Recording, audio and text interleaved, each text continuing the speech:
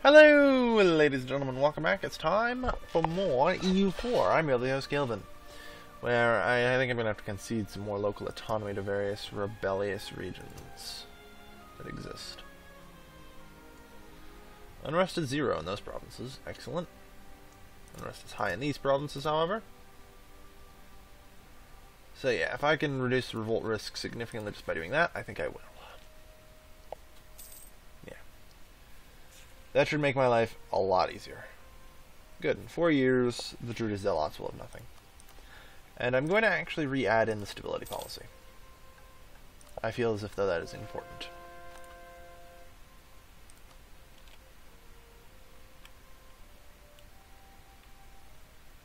Yeah, we'll do Corduba, as I'm primarily concerned about the destruction of the Celtiberian culture.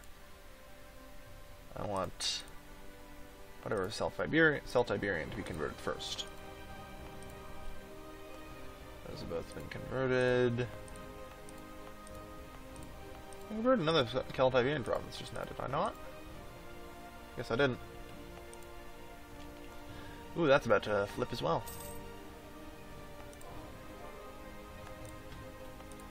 Excellent. The Punic culture grows. It is a powerful culture that none shall be as lucky as to escape from. What god am I currently using? The stability god. I don't think I need that anymore. Mikkel, Bolmakar, Gisko. That's a tough call. Do I need more? I'll go with some military points for now, since that's the one I have the lowest of. So, I see Gallia is Hellenic, and is actually converted entirely to Hellenic by a bunch of Zealots. Byzantium remains Hellenic, and the Roman Empire remains Druidic.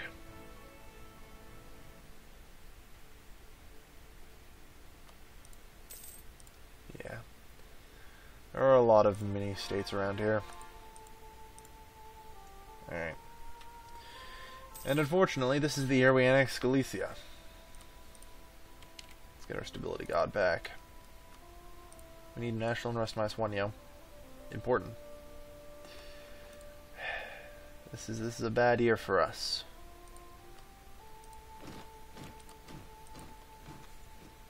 Why is this a bad year for us, you ask? Well, this year we're getting the large empire penalty, everybody.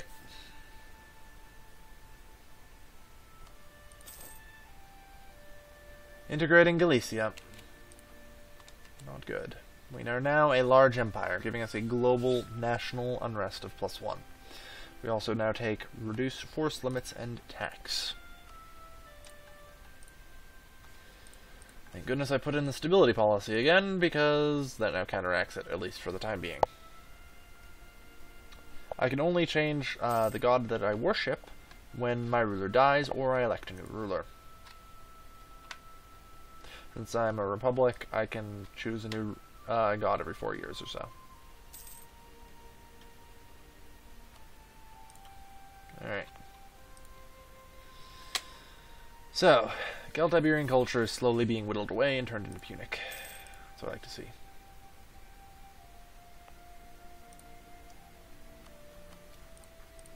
I have to be cautious still, though. They're gonna get pretty uppity pretty quick. All of them will.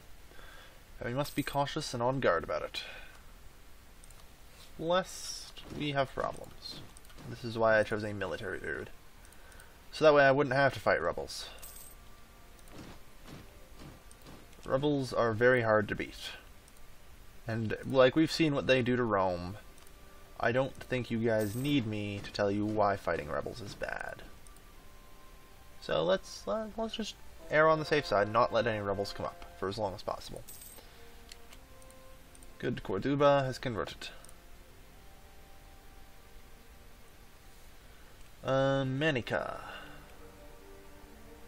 Is that around here? Where's Manica?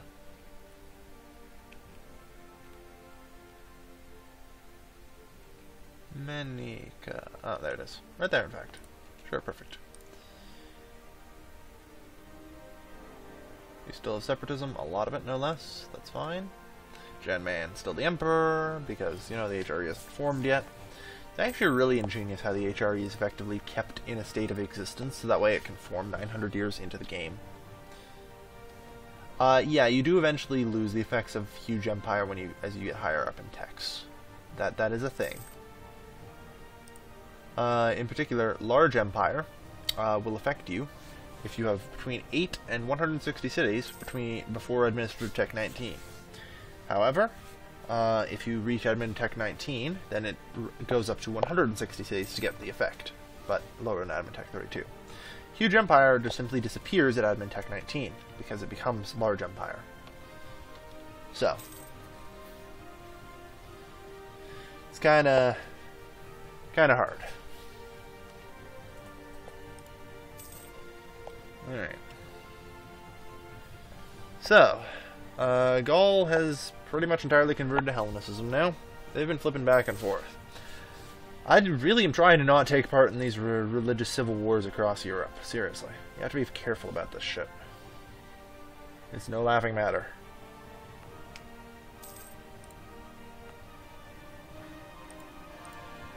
Alright. Good. Good. Those are almost converted over.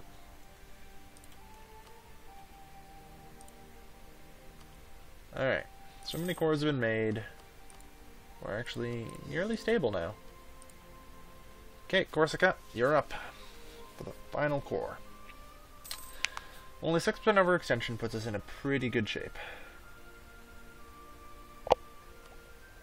Pretty good shape, actually.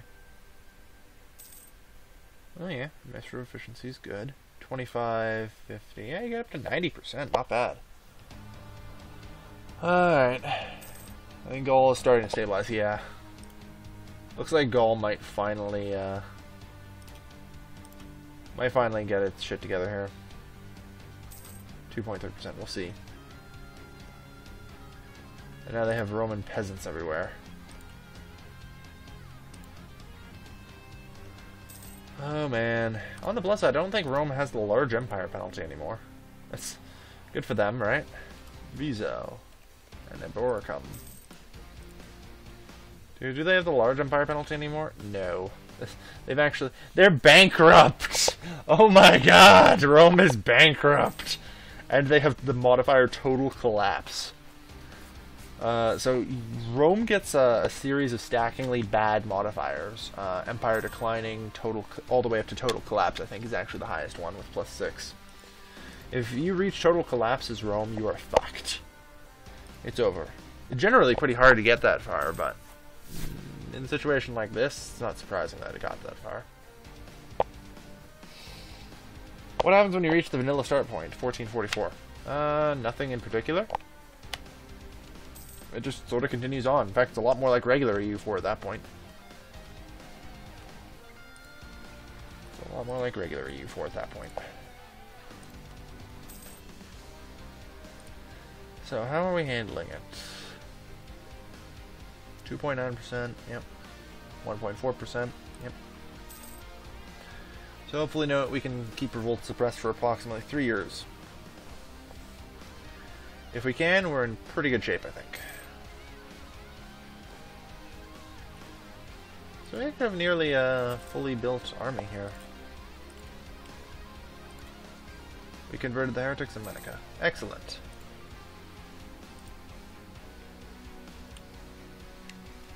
So, Arica. Good. So much more to convert. Speaking of which, since I have all this stuff now,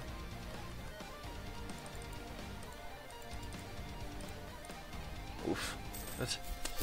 Look, I'm just saying, if I'm gonna have gold mines, I might as well exploit said gold mines. I feel like that's a wise choice. So we're gonna try and get those up to 10, because I believe at this, yeah, production below 10, no risk of gold mining. Collapsing, good. Good. So yeah, we're gonna work on getting those up to snuff. Very important. Very important. are the only events that have happened this one. Or there are other ones. There are tons. There are tons. Like the steppes will get filled up too. Russia gets filled up. Scandinavia gets filled up. Iceland gets filled. Down here will get filled up as well as more stuff over here and along here.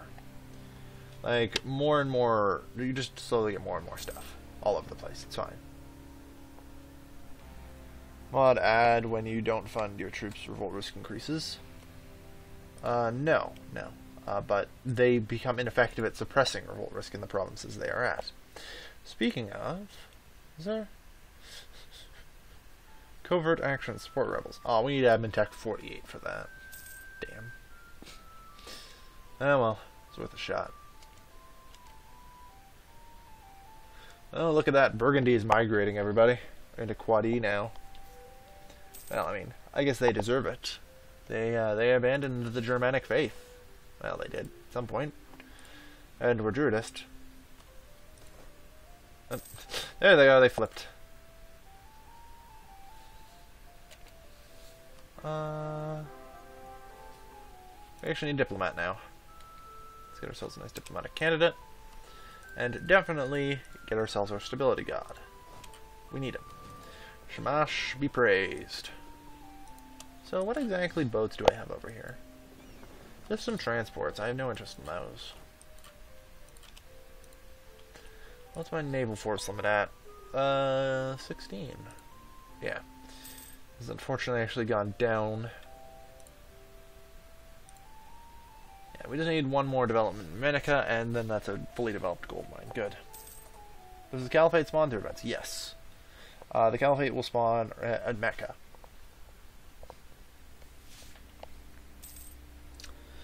Okay.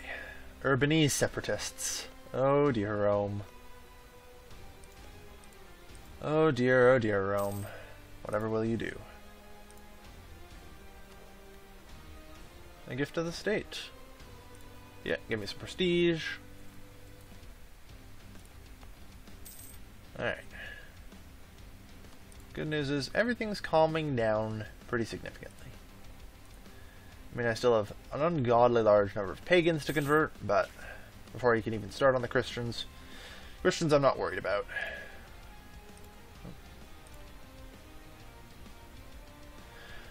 I'm not even... How OP is the Caliphate? Pretty OP. They get a lot of bonuses. Yeah, they get a lot of bonuses, but they also become whatever nation owns Mecca.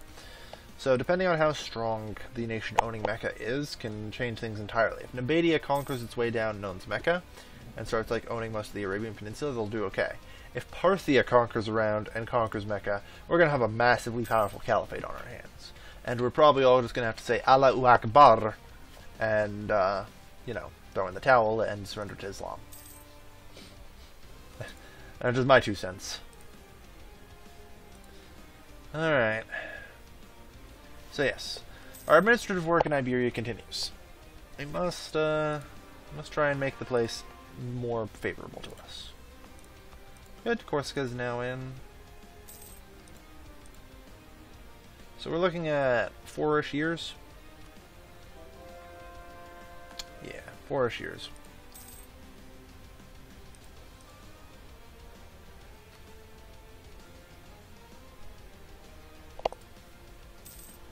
Alright, do the Huns turn up? Oh yeah, the Huns are going to turn up. They spawn right here, I believe, and we'll start to conquer. But, you know, that being said, I wouldn't put your money on the Huns. They're not going to find anything to loot or pillage over here. I'm pretty certain Rome's already fallen. So, speaking of, Genoa is free. Yes, Rome spat out Genoa. How about that?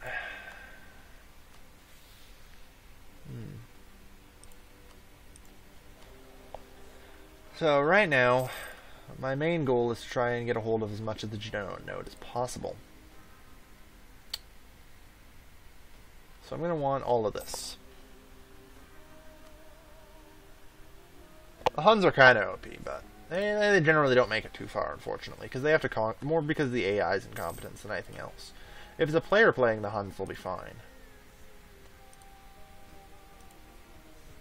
So next time the Druids rise up in Gaul to try and re-establish their religion, we'll probably pay them a visit. Because I have land I want to conquer from them. But I really need to be careful about how much I take. I really do. The whole large empire malice is really starting to temper me. It's like, okay, I gotta be careful how much I take here. Because if my revolt risk gets too high, then I'm gonna have a lot of problems containing it.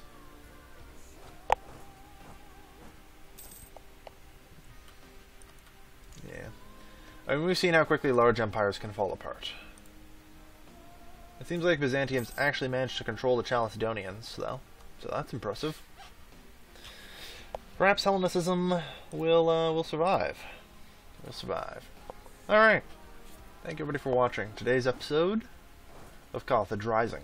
I've been your lovely host, Kilvin. Signing off.